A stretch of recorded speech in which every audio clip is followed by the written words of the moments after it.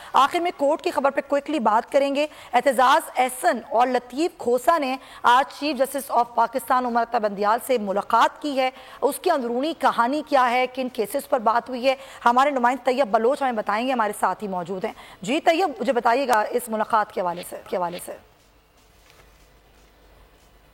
जी, पाकिस्तान के दो सीनियर तरीन वकला सरदार लतीफ़ खान खोसा और चौधरी एतजाज एहसन ने आज चीफ जस्टिस ऑफ पाकिस्तान से उनके चैम्बर में जो है सुप्रीम कोर्ट में जाकर मुलाकात की। और मुलाकात की जो तकरीबन टाइमिंग रही, तकरीबन 1 घंटा जो है वो इन सीनियर वकला की जो है वो चीफ जस्टिस से मुलाकात हुई, चाय पर गपशप भी हुई और कानूनी अमूर के ऊपर जो है वो डिस्कशन हुई। लेकिन साथ साथ जो है वो ये है कि आजकल अदालत के अंदर छुट्टियाँ हो चुकी हैं और 15 जून से लेकर सितंबर के दूसरे हफ्ते तक जो है वो अदालती छुट्टियां हैं। मोस्टली जजेस जो हैं वो छुट्टियों पे चले गए हैं और जो केसेस हैं वो नहीं लगाए जा रहे। तो इसी वजह से दोनों सीनियर वकला ने जो है वो चीफ जस्टिस के पास गए, क्योंकि चौधरी एतजाज एहसन की जानिब से सिविलियन का जो ट्रायल होना है फौजी अदालतों में उसको बरह रास्त चैलेंज किया गया और उसमें जो वकील हैं वो सरदार लतीफ़ खान खोसा हैं। और इसके साथ साथ सरदार लतीफ़ खान खोसा ने भी एक दरख्वास्त जो है वो सुप्रीम कोर्ट में दायर कर रखी है और वो दरख्वास्त जो है वो पाकिस्तान तहरीक इंसाफ के चेयरमैन से मुतल्लिक है, जिनको बलूचिस्तान हाई कोर्ट में या बलूचिस्तान के बिल्कुल सही, उसमें भी एक मामला है। बहुत शुक्रिया आपका तैयब बलोच।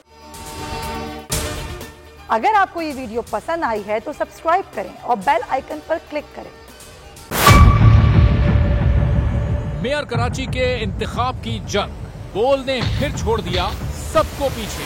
इस वक्त मुर्तजा वहाब मुंतखब हो गए हैं मेयर कराची, ये ऐलान कर दिया गया है बाकायदा तौर पर। अब सहाफती रिवायत रखी बरकरार, बोल ने दिखाई सबसे बड़ी ट्रांसमिशन। और ये सब्जेक्ट था, मैंने आपको कहा कि नंबर गेम में जमात इस्लामी के पास नंबर पूरे नहीं है। लम्हा बलम्हा की सूरत हाल से किया बाखबर अवाम को।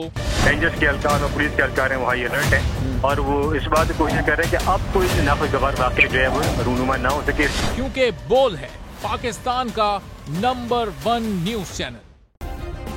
सब्सक्राइब करें और बेल दबाएं ताकि कोई खबर रह न जाए।